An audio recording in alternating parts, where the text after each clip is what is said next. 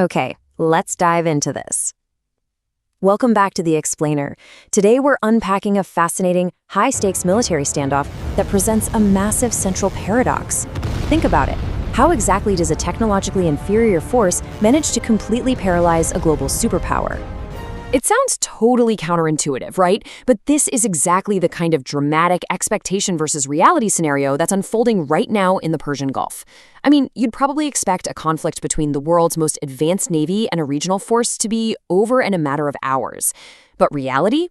Well, reality is proving to be much more complicated and honestly, a whole lot more interesting.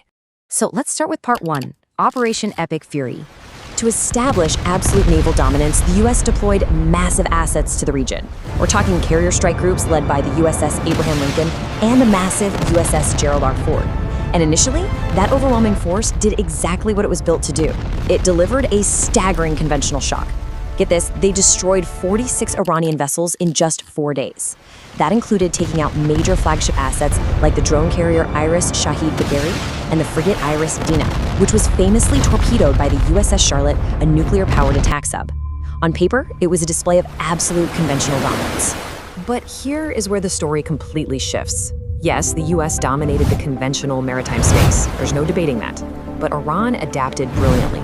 They basically neutralized all that overwhelming American firepower by pivoting away from a traditional naval clash. Instead, they moved to a decentralized, asymmetric maritime guerrilla warfare strategy. They literally just changed the rules of the game. Which brings us to Section 2, choking the global economy. The battlefield instantly shifted from open water combat to straight-up economic warfare, mapped directly to the Strait of Hormuz. For context, this is a narrow, 33-kilometer-wide choke point that's responsible for the transit of roughly 20% of the entire world's oil. And that brings us to this staggering number right here, 97%. Commercial transit through the strait dropped by 97%. The economic fallout was immediate and massive. Brent crude oil forecasts jumped from $57 all the way up to nearly $79 a barrel almost overnight. Why? Because Iran restricted passage exclusively to Chinese-linked vessels, which effectively halted global transit. To understand how they actually pull this off, we need to quickly define a bit of military jargon. A2/AD, or anti-access/area denial.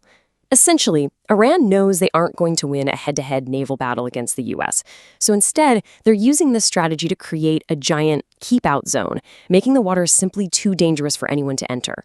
It's actually a direct lesson they learned the hard way decades ago during the 1988 tanker war. That takes us to Section 3, the Mosaic Defense Strategy. This Mosaic defense strategy is all about decentralization. It heavily leverages Iran's rugged coastal geography over raw firepower, and it's actively supported by targeting intelligence provided by Russia and China. Let's walk through the 3 layers of this area denial. Layer 1, denying forward US basing by striking logistics nodes like Al Udeid, and even targeting areas as far away as Diego Garcia. Layer 2, choking the maritime transit right at the Strait of Hormuz. And Layer 3, enforcing interior area denial within the Persian Gulf itself. They do this using hidden coastal missile fortresses that are just incredibly hard to target from the air. Now, what's really interesting about this slide is the data. Despite taking heavy losses from those initial US strikes we talked about, Iran's decentralized Mosaic defense remains highly functional. Look at these numbers. They still possess an estimated 12 to 16 midget submarines, 240 to 280 patrol craft, and potentially thousands of persistent naval mines. Their capacity to disrupt? Fully intact. Moving right along to Section 4, drones, mines, and torpedoes. Just take a look at this speed, 100 meters per second. This is the Hoot torpedo. It uses a crazy physics phenomenon called supercavitation. Basically, it creates an underwater air bubble around itself to eliminate drag. Because of that, this solid fuel weapon travels at a blistering 360 kilometers per hour underwater. That drastically reduces the reaction time for US warships, making it a severe, almost undodgeable threat.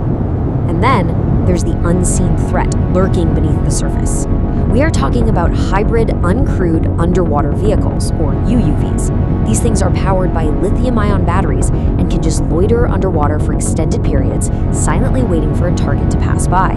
Plus, they can be stealthily launched from fast boats or even from two-man e-Gavacy swimmer delivery vehicles. That makes them incredibly difficult to detect before they strike. And this brings up the brutal math of asymmetric warfare. The U.S. is being forced to fire advanced SM-6 interceptors, which cost anywhere from $1 to $2 million apiece, just to shoot down cheap, mass-produced Shahed drone swarms. That is a massive financial and logistical mismatch, and it heavily taxes U.S. supply chains and magazines over a prolonged standoff. It's just not sustainable. Which leads perfectly into Section 5, the Dark Eagle Dilemma. So you're probably wondering, how does the U.S. military plan to break through this impenetrable keep-out zone? Well, U.S. Central Command has requested the deployment of this, the Dark Eagle. It is a $15 million experimental missile system with a massive 1,725-mile range. The U.S. has already fired around 1,100 cruise missiles in this conflict, but those haven't been able to consistently reach Iran's mobile launchers, hitting deep inside mountain tunnels. The Dark Eagle is meant to be the solution to that exact problem.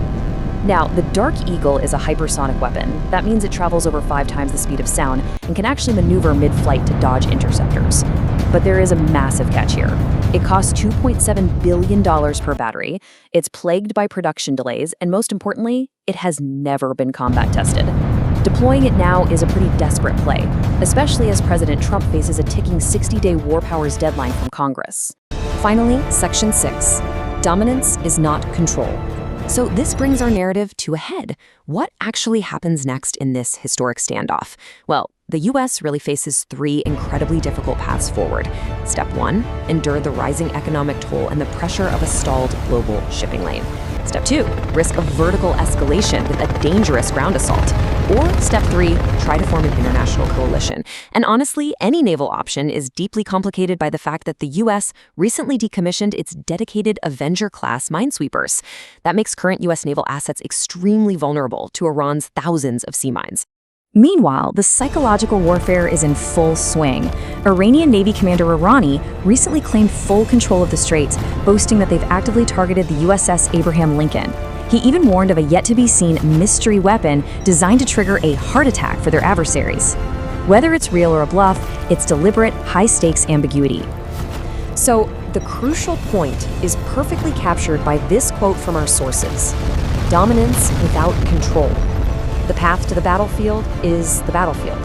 It just brilliantly illustrates the core paradox we started with today. Having the absolute most powerful conventional navy in the world doesn't automatically grant you control over a geographically compressed, heavily mined choke point. Which leaves us with this final, provocative thought to take away. If sheer conventional naval dominance can no longer secure the world's most vital maritime choke points against cheap, asymmetric technology, just how fragile is the global economy? It really forces us to completely rethink the future of military power. Thank you so much for joining me for this explainer. I hope it gave you a much clearer picture of the complex dynamics at play here.